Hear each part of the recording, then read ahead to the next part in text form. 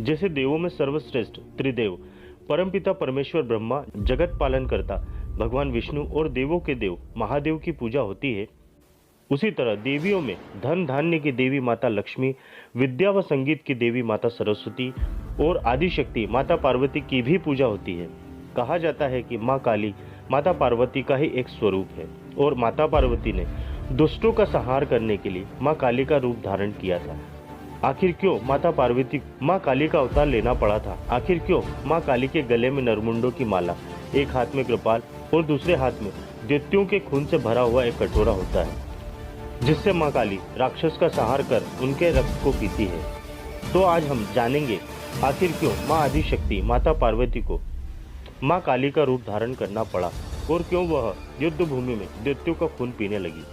हिंदू पौराणिक कथाओं में स्कंद पुराण और देवी सप्तसती की कथा के अनुसार उस काल में संकुश हीरा नामक एक अत्यंत ही क्रूर बलशाली दैत्य हुआ करता था। उसका पुत्र अस्थिचूरण मनुष्यों की हड्डियों को चबाया करता था। वो मनुष्यों की हड्डियों के साथ साथ जब देवताओं पर भी प्रहार करने लगा था, तब देवताओं ने उसके अत्याचारों से परेशान होकर उसका अंत कर डाला। और उसी काल में एक रक्तबीज नाम का दैत्य हुआ करता था। अस्थिचूरण के मरने की बात रक्तबीज को पता चली तो उसने भी देवताओं से अस्थिचूरण के वध का बदला लेने की सोची और उसने परमपिता ब्रह्मा जी की तपस्या 5 लाख वर्षों तक की। तब उसकी तपस्या से प्रसन्न होकर ब्रह्मा जी ने उसे दर्शन दिए और वरदान मांगने को कहा।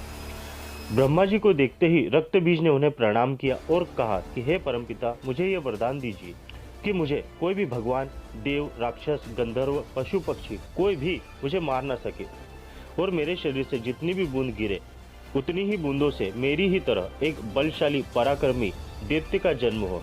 ब्रह्मा जी ने रक्तबीज से कहा, हे रक्तबीज, तुम्हारी मृत्यु किसी पुरुष द्वारा नहीं होगी, लेकिन कोई स्त्री तुम्हारा वध जरूर कर सकती है। इतना कहकर ब्रह्मा जी तथास्तु बोलकर अंतर्ध्यान हो गए।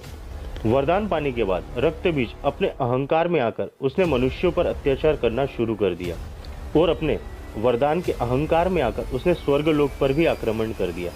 रक्तबीज के आक्रमण से परेशान होकर देवताओं ने 10,000 वर्षों तक मनुष्यों की भांति रहे। उसके बाद इंद्रदेव ने ब्रह्मा जी के पास जाकर उनसे रक्तबीज को मारने के लिए कहा। तब ब्रह्मा जी ने कहा, मैं उसे नहीं मार सकता